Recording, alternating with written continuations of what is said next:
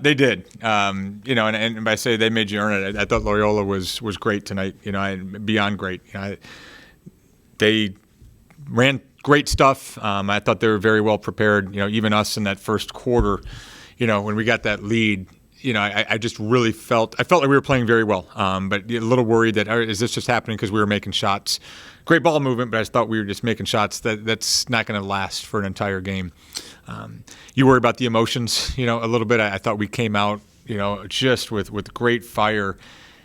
Been doing this long enough to know that that's hard to sustain as well. And so for as good as that first quarter felt, you worried a little bit after that. And, the second quarter, same thing. I didn't think we played poorly, but they made some shots, and you just really felt like they were – sometimes you just know the other team's up for it tonight, and up for the task. And I thought they were, and that's not just a luck of their shooting. I thought they attacked us from great spots. And, would they make, 10 of 22? I know we were on fire maybe a little bit in that first quarter, but I've been doing this for a while. And I think there's just so many games over your career and even during a season where you're just like, man, we just didn't have it tonight. Or you know what?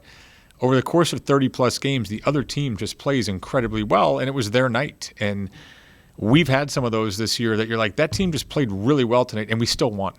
And I think that's the sign of a great team, a special team that we have. To be up 12 at the half, it quickly evaporated. We didn't make shots, right? We're 1 of 10 from 3. Those are the games that just get us in trouble over the years. And for us to still find a way to win, I thought was a special moment for us. To take that point further, maybe in previous years, this is a game the Spiders do not pull out. But this year, with this experienced team, down late in the fourth quarter, you had it when you needed it. Well, and not even just this team last year. I think most teams across the country, this is a game that you just lose, right? Like the other team was great. The other team made shots. The other team did things really well, and you just didn't quite have it, right? Like for as well as Loyola played, some of those were just we missed some layups in that third quarter, whether as we got tight, whether as we got tired.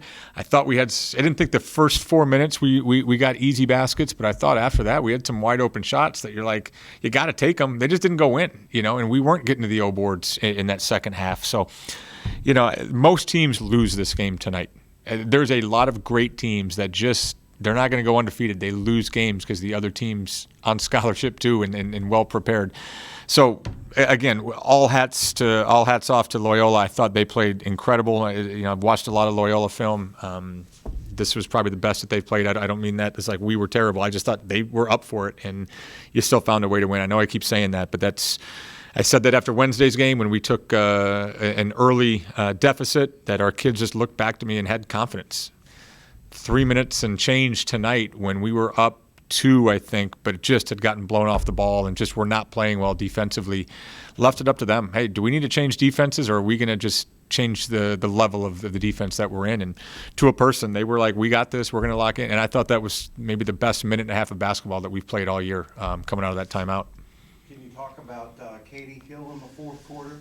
All 7 points and maybe the biggest 3 of her career. Yeah, I mean, the 3 was special. Obviously there was no doubt, and you had to shoot it. I mean, it was right in front of our bench. I thought a great possession and a great pass from Sib. I thought Siobhan saw that thing, delivered a strike. It was a great pass, and then Katie, flushed that thing, and she knew it, man.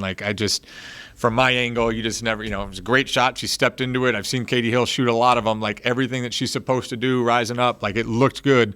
But you knew in her face, I think she started maybe trotting back a little bit early on that because she knew it was going in. That was a big-time moment. I thought her steal and full-court layup was just as important. I think that one maybe stretched it to 4, if I remember correctly. But I just thought her fourth quarter was great. And, Rachel's first quarter was great. And saw that Sid played well the whole game. So that's what, welcome to your life, Coach. You just have a lot of players right there that, you're trying to piece together each game, all very capable. And I thought, Katie, especially in that fourth quarter, was fantastic. Your free throw coach deserves a raise. For the last 2 games, I hate to jinx anything, but to go 37 to 37 and 2 close games, clutch moments. Both of those games, they're fouling. We're getting fouled at the end of the game and having to make free throws to keep the lead and all of that. I know we joked about it as who's coaching free throws. I think we probably shoot fewer free throws in practice. We have to shoot fewer free throws in practice than anybody in the country. I just think our kids are. It's not that. It's just our kids' character, work ethic. They're shooting them on their own. But just the level of confidence this group has right now, I think, is at an all-time high. You were in position with a strong finish down the stretch to do something Richmond has not done in a long time. How do you keep the girls from looking at the big picture and not the individual game-by-game picture? That part's hard, right? We all know that you're in the thick of it trying to win a championship, but I think we talk about winning a championship in the preseason. We don't talk about winning a championship when the games start. When the games start, we're locked in. It's that next opponent. Same with me, man. The prep, off day tomorrow. We'll maybe celebrate this one tonight until midnight. Maybe we won't flip the page to LaSalle quite, but these other nights, like you're flipping the page to the next team right away. You're looking at scores, you're looking at box scores, you're looking at all of that. But it really is just how do we get better? How can we best prepare for the other team? And, assistants that have been fantastic with prep. Our kids have been locked in with all of that. It really is this time of year, your job as a coach is to make them buy into that one game at a time. And this group has done that. Yeah.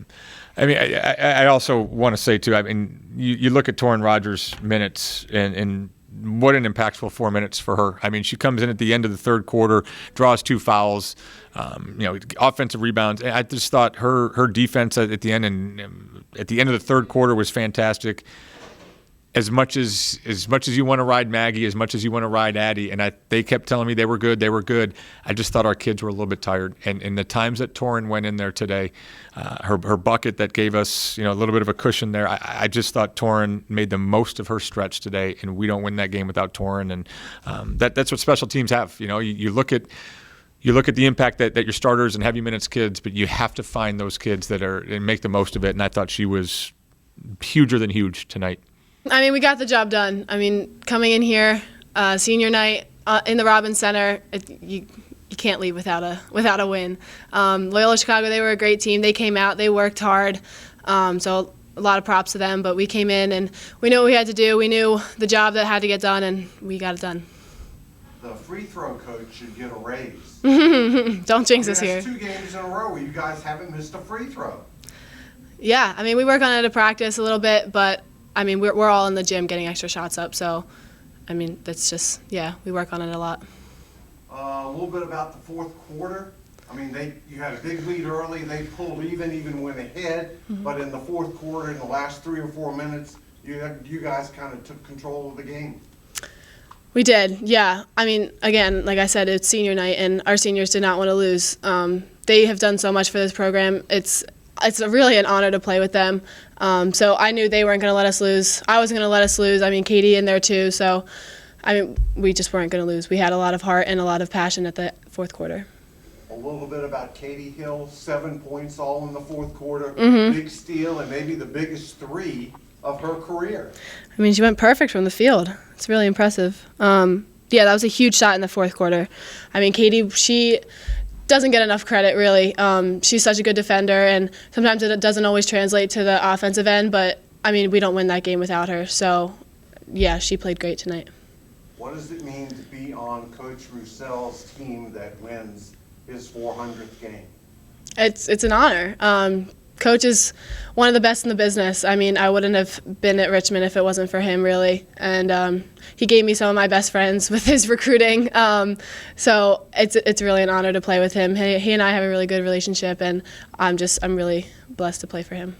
I know you guys take one game at a time, but you're going down the stretch here, and you're in a position to do something a Richmond team hasn't done in a long, long time. Yes. We obviously know what we've done this season, but I know you said not one game at a time, but really it is one game at a time. We're focused on LaSalle now. They'll be on Wednesday. But, one game at a time, and we get to the A-10 tournament, and we just do what we got to do.